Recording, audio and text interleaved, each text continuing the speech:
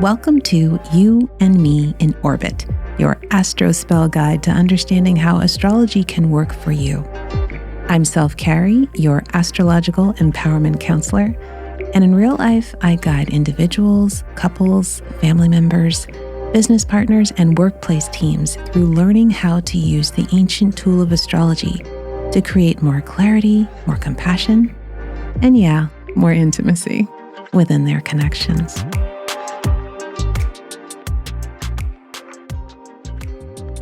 Now, this is what I found to be so interesting. Your Mars, which is your sexual energy, and we can get as deep as y'all want to get here. But all right. I was like, how much you want to do? But your sexual energy is in her 12th house, which is a psychic house, right? So it's almost, I would say, Jade, how this might show up for you, Jade, because the 12th house is unconscious to you. So you might not have known that he was attracted to you in the beginning, or I did felt not. it. You did not. I did not. No, I made the first move because I didn't think. What do you think, Devin? Do you think you were being clear? At that time, I wasn't looking for. I think the time you're talking about, like, we weren't talking like that. We were friends. We were friends first. Yes. Yeah. So we were friends first. So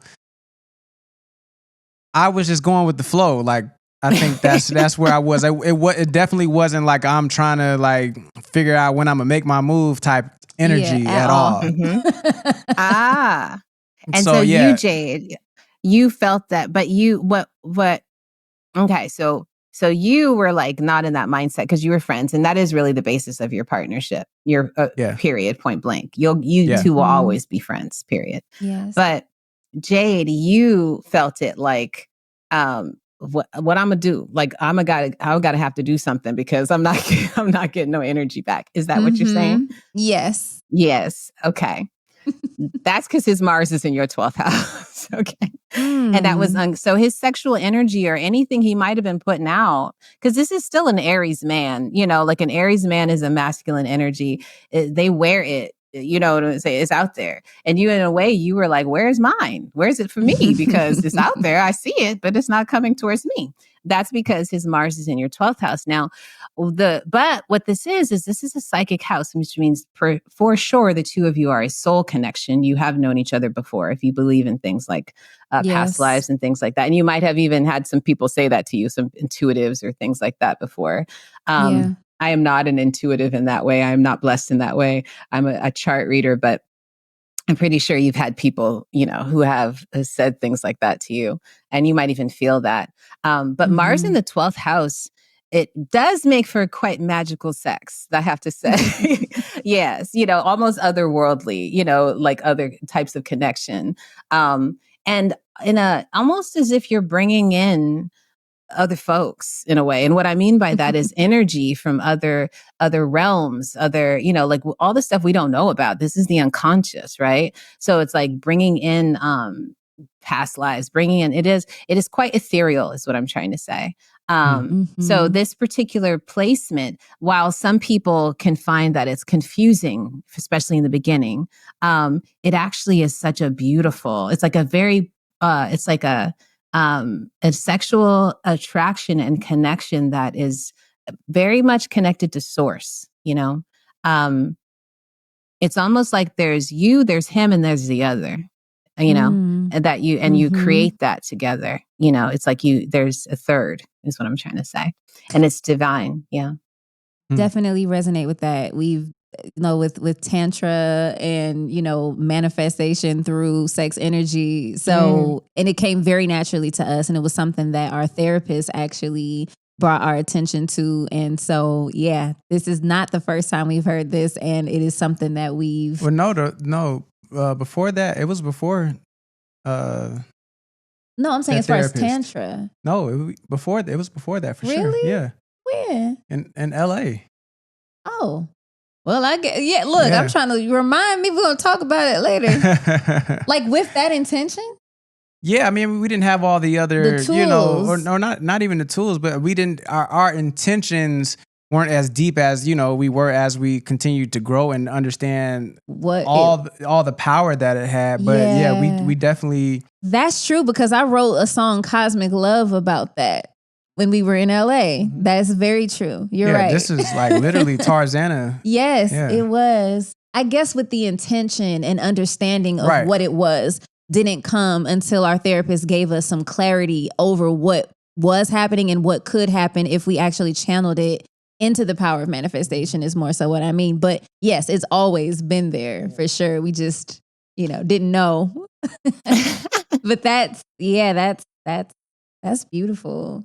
It is. Yeah. You two did know. I'm not telling you nothing you don't already know. Mm-hmm. It's like you feel it already, but I'm just almost giving you permission to just, identify it, because we go about our days and we don't understand where all this is coming from.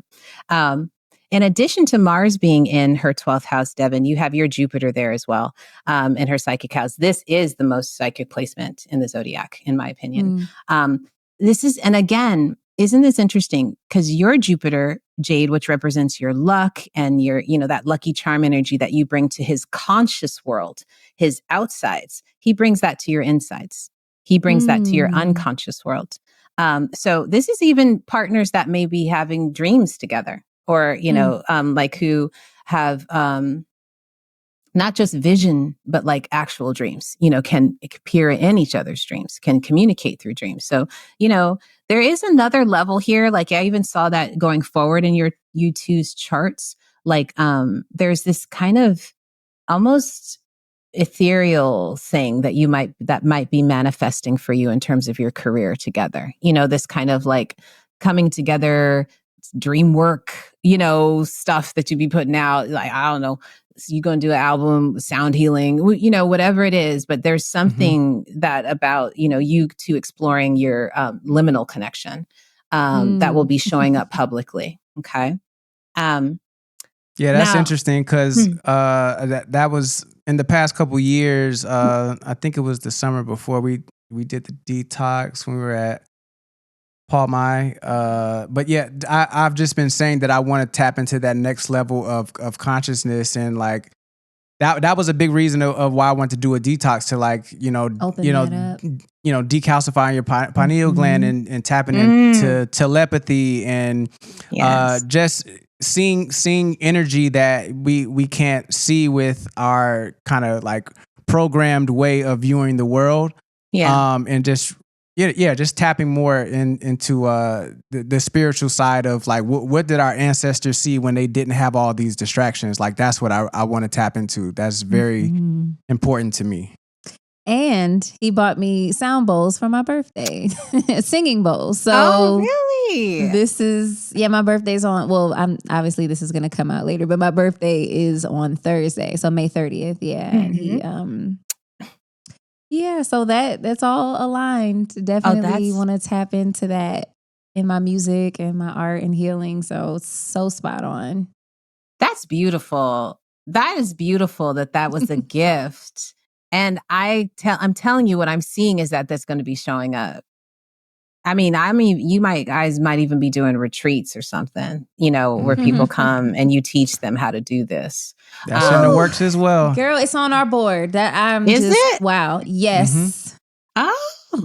Yeah, so literally the place that I just mentioned, I don't want to mention them without getting paid for it. Right. But bleep it out.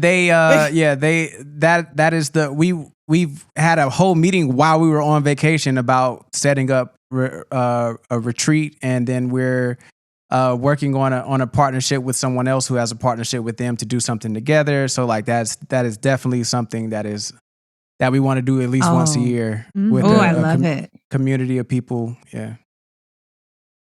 Okay. Crazy. All right. The stars don't lie. They sure don't. All right. Okay. Now, Devin, your Saturn is in Jade's 7th house of intimate partnerships, committed partnerships. And this is a nice placement to have because Saturn represents that grounded legacy Capricorn type of energy. it's maturity that's what it is. Okay.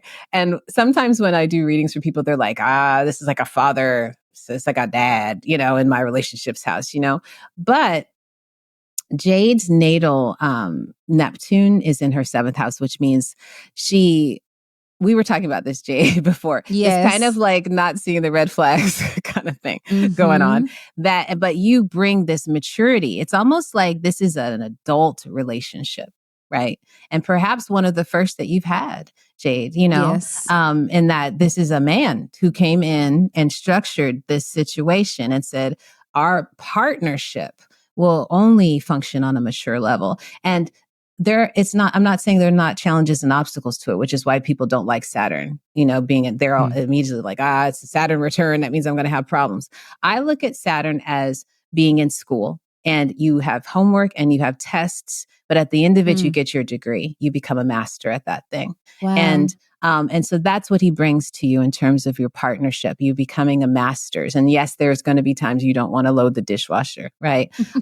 That's part of the homework, but at the end of it, you get your degree, you get your driver's manual. And I think that's wonderful too. Like I was just saying about how the two of you are also kind of models for partnership, modeling for us going forward. And so it could not have happened any other way with this person, is what I'm trying to say. Now, Devin, what I think is also interesting is that your Neptune is in her 7th house as well. So it's like you will bring structure to her 7th house, but there's also a way that you kind of let Jade get away with a lot of stuff too. That you wouldn't let other people get away with. Wow. Yeah. Yeah. And so think about that when you're like, he's doing too strict. Like, honestly, he's letting you get away with a lot, that other people would not be privy to, and would you say the same thing, Devin, or how would you describe it? Because it's my interpretation. Definitely. There's just kind of revolving around the conversation that we had last night that you mentioned. That's been something that I've been wanting, but I've said before that you're my soft spot because I understand her. I understand what she's been through, so I empathize with that, and I'm just like, okay. And then so I'll just get up and I'll do what I got to do, and it's like, hopefully she'll, when she's ready, she'll come on and see that like this. We can do this if you just like open yourself up to it. But yeah, that definitely resonates. She most other people would not be able they would not be able to, I guess, get away with it like you said. Yeah. Yes. I can definitely see that. That's not reserved for everybody, for sure. Yeah. And it is reserved for her. But I will say real quick before we go on, because it's this opportunity for a little bit of counseling here. Like, for Devin, there are some ways that, what we're talking about here is you're dealing with her duality and her need to switch things up or kind of like, out of the blue, and you're like, wait, we decided on this, like, what's up? We talked for 3 hours about this, and now you like, no, I'm over here, So there is an area, like you have Gemini ruling that 10th house of career. So in terms of like your career, your musicianship, your artistry, you have a need to switch things up. You cannot stay the same. It's a curiosity. You're like, I must learn that other thing. I must know that other thing. And that's where you can kind of understand where she's coming from. That kind of like it isn't to thwart you. It isn't to, mess with you, or isn't to like, because I can also understand if you took the time to say and create, like time to say like, hey, we're going to do this. This is the plan. And then someone goes off plan, it can feel dismissed. You can feel like, God, what did I give my time to? And I can understand that. Right. And you can understand that too, right, Jade? Like, I put my time in here and wow, it's not being received. It's the same way when you don't, people don't take your advice, exactly. that kind of thing. And you lend that to your career as well. That you want people to be flexible about the things that you put out into the world. You know, you want that space. This is air energy. So air is like, I need my space, right? The thing is that Jade will come back to you. She always will, you know? And so this is about understanding that this space must be created first. Does that make sense? It does. Like it's hard because I got a plan. The plan's going to happen. Don't worry, because you go make it happen. But she needs the space first. It's almost like she needs to digest her food and then she can come back to the original thing. And then it's like, okay, now I'm ready. Now we on, you know, now I went and did went on Google and figured this out. Now I can come back to what we said, you know, that kind of thing. Because girl, so spot on. Another area is where you're a Pisces energy, because her moon is in Pisces. And this means that she is getting downloads all the time from other energies, right? Yes. Which is the distraction for her.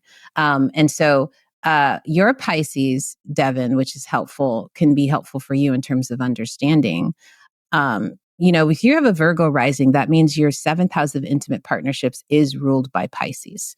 And so there is this almost, you have an ethereal need when it comes to a partner. They almost need to be like some little fairy, you know, they need to be some sort of, you know, guiding light. There needs to be some deep spiritual connection. Like this person needs to have a just Jedi type of otherworldly connection going on. That's important to you, to have that. What comes along with that is mystery. You know, what comes along with that is I don't know what she's going to do. You know, it's also the thing that keeps you there. If you had someone who was getting in line all the time, you'd get bored, really, you know? And so there's a part of you that is like, I need that mystery. I kind of need to know what she's going to do next, you know? And I wasn't going to get into this part of your chart, but I will, since I see it here, is that your North Node, which is your soul purpose, you know, apart from the physical meat suit and body that we have, your soul's purpose for being here was to be in partnership. Wow. And so, and whether that's business partnership, it could be both, it could be romantic, you know, but you come from a place, you know, because the South Node is where we're coming from. The North Node is where we're going. And our job is to balance the two. You come from a place of deep individualization. Like, it's almost like you were born by yourself, you know, and even though you had people around you, there was a feeling as if I am on my own, right? Facts. And so what happens is the North Node gets activated and there starts to be like a period of time where you're like, I'm yearning for the opposite of this, you know, that, and I'm not sure when that happened for you. Maybe you could illuminate me, or maybe it wasn't a time that you even know, but all of a sudden you were like, I'm tired of being a soldier walking alone, you know, or feeling alone in a room full of people, you know? Like, I want that deeper intimacy. I want that deeper connection to spirit and to a partner, to a physical partner. Yeah, that definitely resonates. Definitely, I definitely wouldn't call myself a loner, or it definitely wasn't something that I wanted. But I felt like even musically, like I had nobody else to help be my partner early on, and I guess I first started longing for that in high school. We were very private growing up, and so I didn't. And my brother is 9 years older than me. My sister's 14 years older than me. So, and my sister left when I was 4 years old, and went to college. My brother lived with my father. Again, the age difference, and again, we were very private, so I didn't have a lot of people in my space. So that's where I cultivated my musicianship. And Columbus was a lot of crime, Columbus, Georgia, a lot of crime, a lot of, you know, everybody wasn't into the music I was into. I was into gospel and R&B and chords and that whole thing. So musically, everything, I felt like I was on my own, and not like I knew in 7th, 8th grade when I first heard about Berklee College of Music that I wanted to leave. And once I found my first tribe in 10th grade, I had a singing group.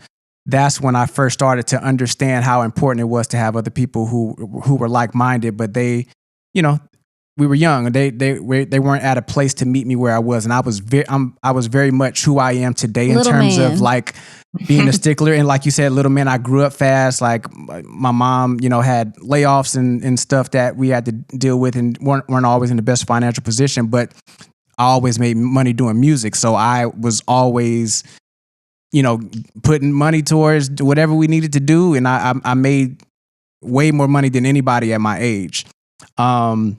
And so, finding partnership and like minds became something that was super important to me. I tried to start a writing team with some friends of mine, and understood that I was signed to a major record deal, and understood that I needed to find my equals and to build something, independently. Was very important, and finding the right person for me who I could be, open and honest with. That was another thing, because there wasn't a lot of communication, and I knew from the only other relationship I call a real relationship, I knew from that relationship that I needed to find my soulmate, and someone who I could like be myself with, like undoubtedly be friends with. Yeah. And so that definitely resonates. That partnership is now very much a part of, like, that's my sole focus is this union. And now that we are in a place where I think we have found our spark, or whatever we call that, and we're now able to share that, which is why you said, we're meant to be public. I think it all makes sense. It all makes so much sense. That was beautiful. But just seeing my whole life, and just never having anybody that I felt like was in my corner that I could really lean on. I think called me to her. Yeah, that's beautiful. That's your soul calling right there. Wow. Wow. Thank you for being able to voice that. I would never have been able to, thank you. That's beautiful. No, it's it makes so much sense. It does. It does. So, Carrie, I'm curious then what my North Node. Yes. So let's get into it real quick. Yes, because I was thinking the same thing. I was like, wow, that's a beautiful North Node calling. And not everybody's North Node goes together. Just so you understand, like, this is a very specific thing that you've been able to do here. When it comes to Jade, your North Node, let's see. Your North Node is in your 10th house of career. And it definitely lends itself to him because he's so connected to your career. And that's natally, your North Node is for you, is in your 10th house of career. But what I think is so interesting about it is that what you bring to him, it's almost like your North Node in your career unlocks his shadows, it's again, you two are some enigma here, but it unlocks the shadow self, which is the true self. Do you know what I'm saying? Like, we call it shadows and we think it's behind us, but it is actually us. It's just we've denied that. But the shadows are the full self, warts and all, everything that you think the other person won't see or won't approve of. That's what we put behind us. And we think it's back there, but the shadows never disconnected from us. All you have to do is shine the light, shine the sun, and you can see your shadow, right? So it is like you're lending, your sole purpose is to unlock his shadow, is for him to see his truest self. And you're doing it through your career because the two of you are so connected. Like, this is the platform and the reason for the union. I don't know. Gosh, it's so hard because sometimes I'm like, I see this thing and I hope it resonates, but like, there is so much that will come to you, Devin, through her in terms of career, both of you together. But it's almost like you will be healing those parts of yourself that you did not approve of. And both I'm of you sorry. are in this. I will be healing the parts of myself that I didn't approve of. You will be healing the parts of him. You will be healing the parts of him. Things that society has said is not part of you, or you shouldn't exercise that part, and so you hide it, and so hope nobody sees it because nobody approves of, is actually some of the best parts of you. And as long as you can actually like take it in, you know, and say, this is all of me, that's when you attract the people to you that accept and love all of that part of you. And that's what you do for him. It's almost like you love all parts of him so he can love all parts of himself. And wow. And it's not a permission. Like, it's not like you couldn't do that on your own, Devin. But I even think that, you know, her songs do something. Like, do you write songs about him? Yeah, absolutely. Yeah, a lot of them. A lot of them. How do you feel? And he produces my music, so we create them together. Yeah. How do you feel knowing she has written songs about you? Like, when you listen to those songs? I feel like we complement each other in a way that allows, you know, our creative expression to shine. It was a very clear, like, once we fell in love, it was a very clear departure from the stuff that we used to create. Yeah. Really? Wow. Yeah. That's true. Yeah. And yeah, just in healing together, and going back to what you said, and we've talked about this before, but feeling that I had a safe space, parts of me that I thought were, you know, or that most people would see as shadow. I just wanted the acceptance of someone, which is why I said from my previous relationship, I wanted to make sure that someone could love me like wholly, and I could just be who I was and talk about anything, and nothing was off limits. And I think that's just the inner child in me, just wanting that acceptance. I grew up in a very religious home where, you know, it was like, you know, saying punk was, or you know, just was like, what you doing? You know, you know, that the church thing. And, and I just wanted the permission to be able to explore all the thoughts and all the things that came up for me. 'Cause I am very fiery. You know, and, you know, I can relate to you, and where you said like, yeah, I'm very chill, and I can spill all this stuff out. But like, if you test me, like we can go there. I definitely had a lot of fights as a kid. But yeah, I think all of it just comes back to wanting that acceptance, and we all have that child, you know, those inner child wounds that need healing, because we just wanted to be accepted for who we are, and to know it was okay to think that way or to feel that way. And, you know, yeah, it may be something you need to improve on and figure out where it's coming from. But if you never touch it, you won't deal with it in a healthy way, and it'll only come out in unhealthy ways. Absolutely. Speak on it. Yes. There's a shadow, and then there's a distorted shadow, you know, and the longer you don't look at it, the more grimy it gets, you know? Yeah. So thank you for that. For sure. Yes, you two are so aligned in terms of like your soul calling. A soul calling, by the way, is like the part of us that we do even if it doesn't make sense, right? So it's like we are here, you know, we're in physical form. We have a body to take care of. And a lot of times that leads us. It's like, I need to sleep. I need to eat. I need to have sex. I need to, you know, it's like the bodily things need to get taken care of, right?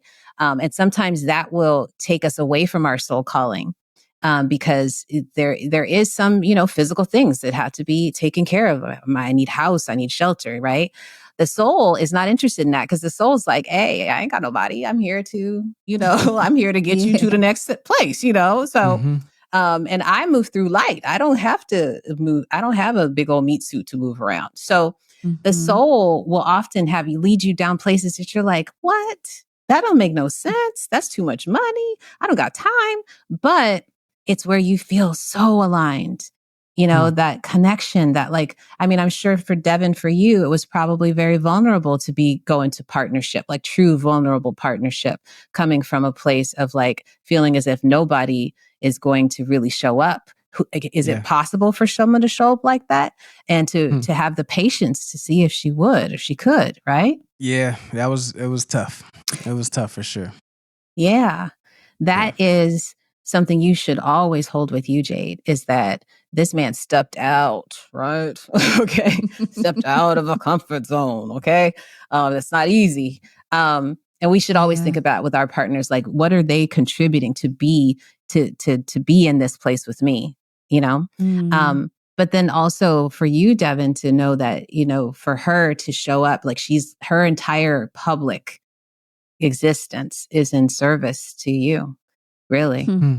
And it's different, but it's almost the same thing. Yeah. And it's in service to you meeting all parts of yourself. So that, you know, there's such devotion here.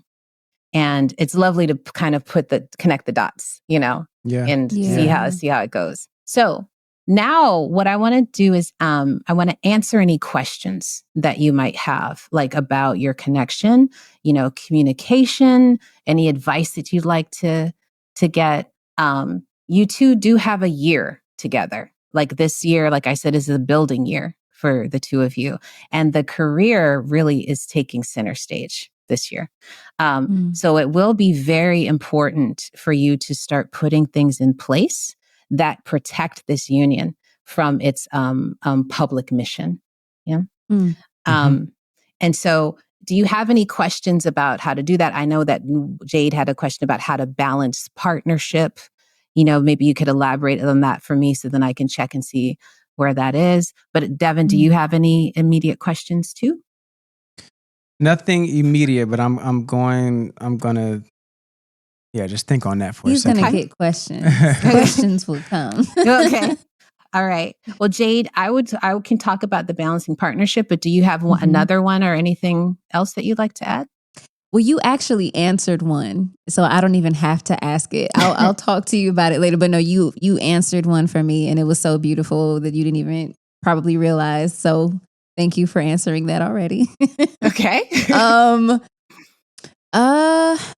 Yeah, I think just that question, and then more will come, I'm sure, as we explore that one. But just the balancing of, because even to you saying that my sole purpose is the career focus that illuminates him, and I guess how do we balance that part, our career part, with the romantic partnership?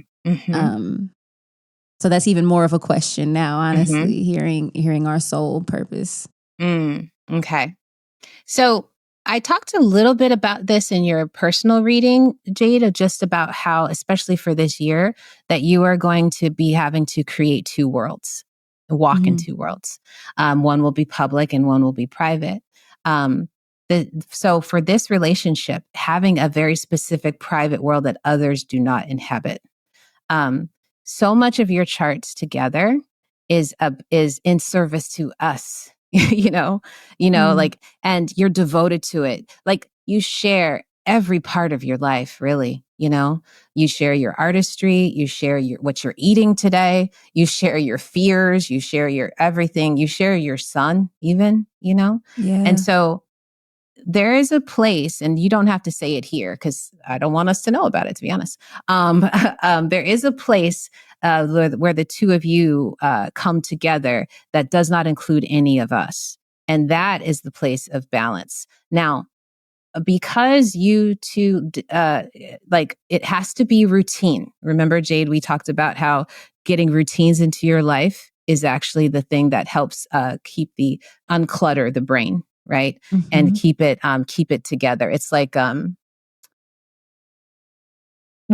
being out here in the redwoods as I am today, like a friend of mine, woke up this morning and I was like, God, my brain is so clear. Like I just did things. I didn't check my phone. I didn't nothing. I just did stuff. And I was telling one of my friends when we were in meditation this morning or after meditation, and he said, yeah, he's like, the redwoods are like antennas, that like kind of align you. So you're not distracted. Like, even though we got our Wi-Fi and all that business, it's like we are aligned, and so things happen quicker, right? Being out in nature should be a routine for the two of you. Like put it on the schedule. If something gets in the way of it, that thing has to go. The reason why is because your commitment to it will be its commitment to you. It works for you if you work for it, and you make that a devoted practice. Yeah. So being in nature, and you can even, I know you guys were talking about retreats and things like that. Retreat for y'all too, but having that devoted practice of going someplace where it's just the two of you, and you can kind of realign as a routine. And you can, like I said, you two can come up with that because this is your unit, and you can decide what that's going to be. But making sure that it is routine, and making sure that it is something that you put above everything else. Now, on the flip side of that, whenever we have a routine, we are automatically guaranteed to rebel against it at some point. Okay. Because that's just the nature, right? That's the Aquarius parts of our chart. And so what I'm saying is have a routine to create balance in your partnership, but also have the places for spontaneity as well. Because this is freedom. It's like that. This is the way it is. You make a rule, you're almost guaranteed to have to break it. That is the nature of everything, right? So we look to the parts of your charts that are Aquarius to understand where that is. Luckily, we're in the age of Aquarius, so you're going to have a lot of support in this. But when you have those routines, like say, Devin, you're like, oh, if you would just do the routine, then we could get all these things done. Like we're in our pocket when we do that. Like everything comes together. You also understand there is some place that she's going to rebel. At some point, it's going to stop. And there's going to have to be a moment of complete spontaneity, and that's where you can go to this. Okay. And you'll have that too, Devin, because I know even though you're a structured person, there have been moments when you're just like, I can't do this right now. Yeah. Like it's too much. Right. So this is where you guys go. For Devin, your six, you need actually a break from productivity every now and again. Like, because it can get too much because your devotion to perfection. It's like you are someone who brings your A game all the time.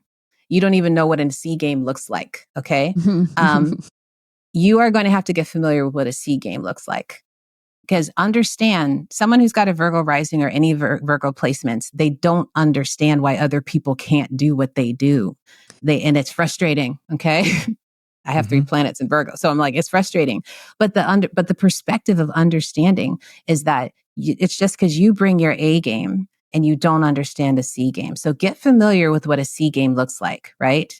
So a lot of other people are bringing their C game. So it's just study other folks. Like, okay, they still pulled that thing off, but they didn't pull an all-nighter, like they were sort of prepared, but they also believed that they could just do things on the fly, And so that will have to come into your relationship at some point. And Jade, for you, that is the house of shadow work. You're going to need to take breaks for the occult. You're going to have to take breaks for diving into those not always traumatic places, the places of the full self, having to see the full self.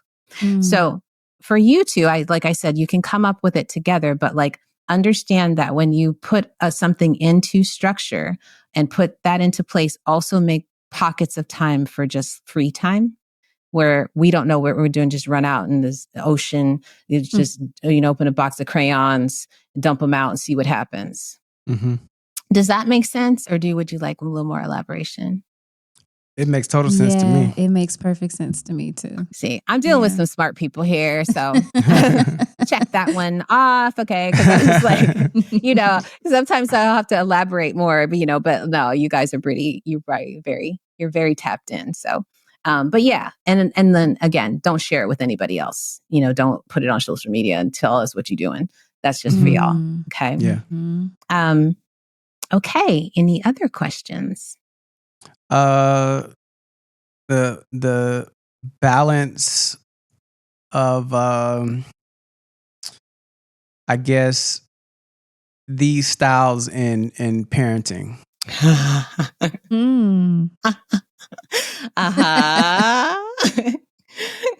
Okay. It's not really a question. I'm just curious. The balance and styles so what is your current style of parenting? I think just very much how you kind of read our charts. Gotcha. Yeah. I'm definitely more of the like, not even to say fun, but just light-hearted, nurturing, play.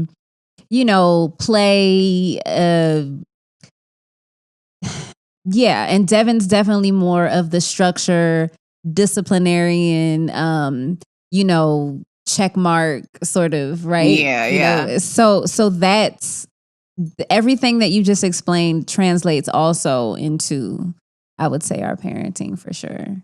Okay. And then as a result can create some imbalance in, almost heightening both of those sides to our child, because they're like, you know what I mean? If they're only because in partnership, I think, as we all know, if one person can only give 10-15%, then the other person has to make up that difference to kind of balance out those energies. Depending on what the situation is, and yeah, and I think there can be some overcompensating to make sure that balance is there, and on both sides, so we can meet somewhere more in the middle versus extremes. Yes, that's exactly right. I got you. Okay, so when we're looking at how to balance two ways of parenting, we have to look at the way we were parented, because that's the way that you're parenting. Okay. And so, Devin, you come from a Virgo oriented way of, I'm looking at your chart right now. This is the structure and even a little bit of perfectionism, is the way that you were expected to show up when it comes to your family, I would say. Productivity. And again, it's more of a devoted productivity. It's like, we do this so that we can get this result, that kind of thing. Wasn't so much just like a hammer down kind of thing. Right. But, you're planting seeds for the fruits of something, right? That's what it was about. And so it's done with devotion and love, right? Jade, your parenting came from, I'm looking at it right now. It was all over the place, it was like a seesaw, and it could float between two extremes. And so the thing that Jade is trying to do, because she experienced the floating between two extremes, is she's trying to balance a ship that was going all over the place. And so she's trying to be so fair. She's trying to be so fair. And I don't know if there is a place for fairness in parenting, to be perfectly honest, right? Like it's almost like you're wanting it to be fair because you wanted it to be fair for you, I guess, Jade, is what I'm trying to say. Does that resonate? For sure. And it wasn't able to be, right? It just wasn't with the people that were involved. That wasn't something that could happen at that time. Your child is a different person altogether. They need different things. And if I was looking at his chart, I could tell you, but what I'm saying is, I'll give better it to than you, I do. girl. No, I would love that. You've already told me the Scorpio of it all. So I'm already I've already got some insight. But what I'm saying is that Libra is an air energy. It's never meant to reach the ground. And so in this specific space, if you were to defer to anybody, it should be Devin, when it comes to parenting. Now, that said, Devin needs to also adopt some other elements as well. Both of you do. Because when you have air on one side type of parenting, which is kind of like floating and just kind of, and there's a place for that too, because it represents connection and, what do you call it? Adaptability, right? Because you don't want to raise a child that is so connected to rules that they cannot adapt either. Yes. That's actually not a great skill set, but then you have Devin who's ruling by earth, which is that Virgo energy. He's ruling by earth, which is like everything must come down at some point, right? You have air up here, earth down here. What's in the middle? Water and fire, right? So, Riverside agrees. Yeah. Air. Okay. All right. So this is so if you are like, say Jade, for instance, there's a parenting quandary that you have and you cannot come up with it, defer to Devin. Okay. If you're like, I just actually don't know. Okay. Defer to Devin. But if there's something that like long-term needs to be decided, and both of you can contribute to it, add some water into this. So water represents emotion, right? So it's like, if there's a situation with the child and start to get into the feelings of the situation. Where is he coming from? What are his emotions? What are yours around this? Why am I so angry? Or where is that coming from? Right? Because that's what's missing. The two extremes, should be up here, should be down here. Right? And also, once you've gone into the emotions, mind the emotions on all three sides, like your emotions, Devin, Jade's emotions, your son's emotions, then you put some fire, some action, and some movement into it, right? So that's when you're saying, I'm not just going to leave us here with all our emotions. We all just go be victims now, we're going, so now what are we going to do about it? That everybody feels like they are contributing. And they are putting the foot to the ground and they're standing 10 toes down and I'm committing to this movement. Okay. Does that make sense? Yeah. It does. Yeah, that does make sense to me too. I'm glad. It's good to work with the elements. So when you understand where you're coming from, Devin, which is that earth, right?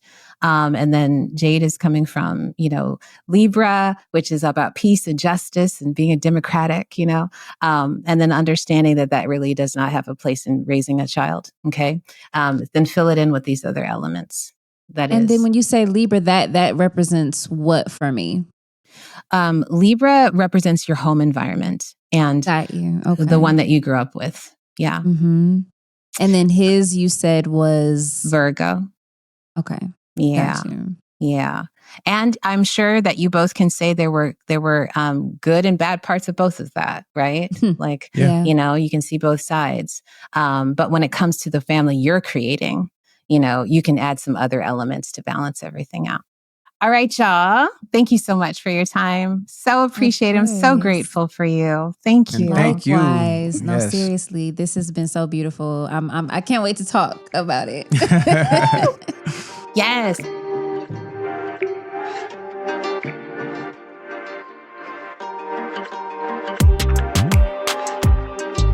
Thanks for joining me on this latest episode of You and Me in Orbit. A new episode will be released twice a month, and you can listen on Spotify, Apple, or anywhere you get your podcasts.